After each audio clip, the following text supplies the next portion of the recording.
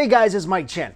God, or gods, goddess, or goddesses, the subject of deity is a tricky one. There are a plethora of possibilities when it comes to the existential and the ethereal. And as mankind constantly clings to discover its humble beginnings, the seeking of a higher power or deity always comes to mind and continuously remains in play. Now, people cling to their beliefs, and rightfully so, but that makes it hard for different thoughts on the subject to really take root or truly take on some form that could garner any accreditation. God is, of course, a mystery, and it would seem and could be argued that as a human species, we almost prefer him or her or it as a mystery if solely for it to benefit our own ideologies and reinforce our own callings. But the mystery of God is as much about our history and origin as it is trying to find the answers to who or what God is. And in finding those answers, we could possibly need to look to the sky and the stars in space. And if you were really to look at it, this world and the existence that we call life, you would have to come to the conclusion that something is amiss. Nature seems to live off itself, thrive with the give and take, the cause and the effect. You can see how all other living species somehow contributes to the overall environment and ecosystem. The weak of the species either adapt and survive or die and replenish the earth in a different form or method. When it comes to habitat, other species use their surroundings and environments for their immediate necessities. But exempt from all this are human beings. Humans seem to be the only species on this planet that really does not give back, does not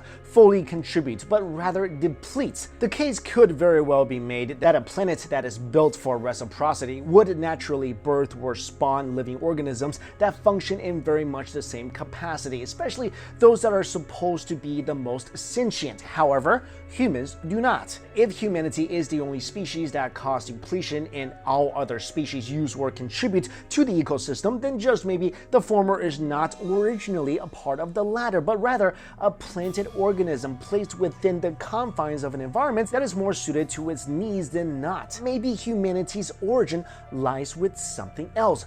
Gods maybe, but more likely scientists, extraterrestrial scientists to be exact, intelligent life that decidedly used this planet Earth as a grounds for genetic engineering and whatever else that may be known, detected, or speculated. And to entertain the idea that the human species does not originate on Earth is not a new thought. Rather, it is steeped from the historical chronicles of biblical stories, some Christian and Judaic. The idea of visiting aliens, delivering human beings, depositing us in some form on this planet is not that foreign of an idea, nor is it New Age. For example, in the Old Testament of the Christian Bible, which is also part of the Judaic Torah, Ezekiel is visited by a kind of chariot. In his description, by many scholars, have led some of the brightest and best minds to at least accept the possibility that what the writer of the ancient book experienced was an actual alien visitation. The construction of Stonehenge, the pyramids, the tales of Atlantis, and all the marvels that exist in the world must practically stem from something of substance, and based on earlier writings of the ancients, it was common for the so-called sky gods to visit, and thus the stories of old that came to form the religious folklore that was later tailored around doctrine and dogma. And so what we're left with as human beings is the same ideas and notions we've always had, that there is something larger and bigger at work that we derive from. And we're seeing more and more that human beings are not only looking to the skies for answers, but has also started to bring those same stars, sky, space down to Earth in an almost visible, palpable, tangible exchange of understanding to give some sort of meaning to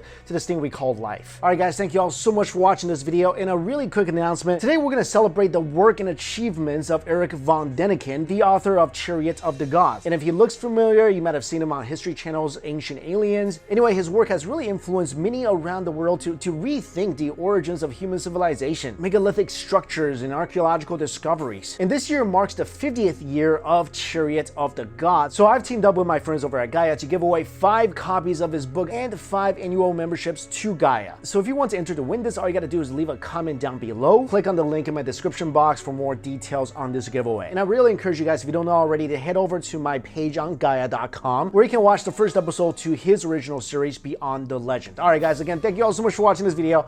I'll see you later.